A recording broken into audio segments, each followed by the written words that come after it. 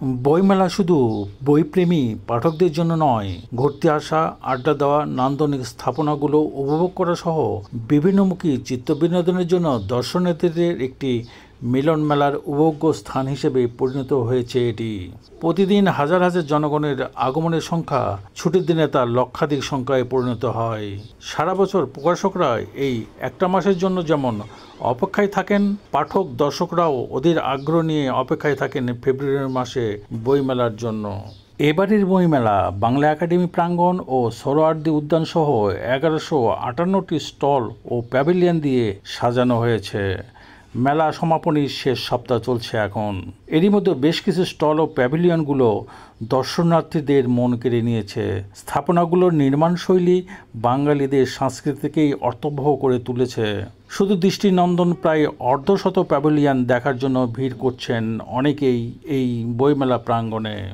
পুঁথিনিলয় প্যাভিলিয়নটির 4টি স্তম্ভ তৈরি করা হয়েছে সারি সারি কৃত্রিম বইয়ের আদলে। ওপরের অংশটিও বেশ চমৎকার। প্রতিদিন দর্শনার্থীরা এসে বই কেনার চেয়ে ছবি তুলতে বেশি ব্যস্ত হয়ে পড়ছেন। একই অবস্থা 22 নম্বর স্টল জিয়াবাড়িতেও। ইতি প্রকাশনের এই স্টলটিতে উপচে পড়া ভিড়। সেলফি তুলতেই বেশি পছন্দ করছেন বইমেলায় বেড়াতে আসা অনেকেই। প্যাভিলিয়নটি তৈরি করা হয়েছে শহীদ জিয়ার পৈতৃক বাড়ির একটি কক্ষের আদলে। বাংলা একাডেমি প্রাঙ্গণে প্রত্নতত্ত্ব অধিদপ্তরের প্যাভিলিয়নটি বেশ দৃষ্টিনন্দন। ঐতিহ্যবাহী খানিয়াদিঘি মসজিদের প্রত্নতাত্ত্বিক আদলে তৈরি করা হয়েছে এটি। অন্যদিকে একই প্রাঙ্গণে ব্যতিক্রমী প্যাভিলিয়ন কাব্যিক অডিও বুক। ভার্চুয়াল জগতে বই পড়া, অডিও শোনাকে জনপ্রিয় করে তোলার ব্রত নিয়ে এগিয়ে এসেছেন তারা।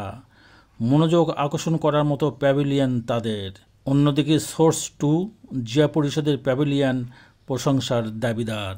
সোহরাওয়ার্দী উদ্যানের অংশে বইমেলার স্টল ও প্যাভিলিয়ন সবচেয়ে বেশি।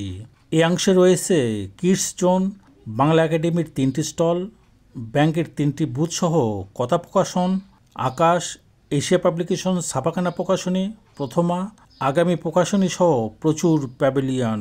24 জুলাই আগস্টের কথা মাথায় রেখে সাজানো হয়েছে জুলাই শহীদ স্মৃতি ফাউন্ডেশন। প্রজেক্টরের মাধ্যমে 36 জুলাইয়ের ভিডিও দেখানো হচ্ছে এখানে। সংশ্লিষ্টরা বলছেন এটি ইচ্ছাকৃত নয়।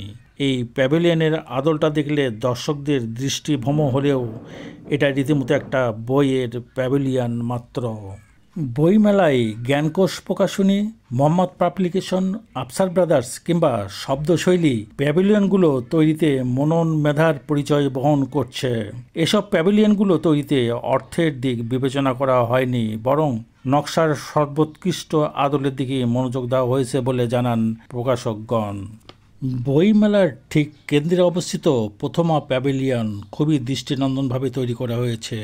ছুটির দিন ছাড়াই এসব স্টলে খুব একটা বই বিক্রি না হলেও স্থাপনাগুলো দেখার জন্য ভিড় করছেন অনেক দর্শক। তেমনই ভিড় লেগে আছে আদর্শ বাতিঘর প্যাভিলিয়নে। প্যাভিলিয়ন ঘেঁষে দাঁড়িয়ে ছবি তোলায় ব্যস্ত দর্শনার্থীরা। প্রতিটি স্থলে প্রচুর বই, কিন্তু এদিকে মনোযোগ নেই ক্রেতাদের। তারা প্যাভিলিয়নগুলোর নির্মাণ শৈলীতে মুগ্ধ হয়ে ছবি বা সেলফি তুলতেই ব্যস্ত হয়ে পড়েছেন। শ্রেষ্ঠ প্যাভিলিয়ন শাখায় বেশ কটি বইয়ের স্টল তালিকায় থাকলেও এবার কোনটি নির্মাণশৈলী ও দৃষ্টিনন্দনের তালিকায় শ্রেষ্ঠত্ব অর্জন করবে তা সময়ই বলে দেবে। আশরাফুল ইসলাম রতন, দৈনিক আকাশ জমিন, বইমেলা প্রাঙ্গণ, ঢাকা।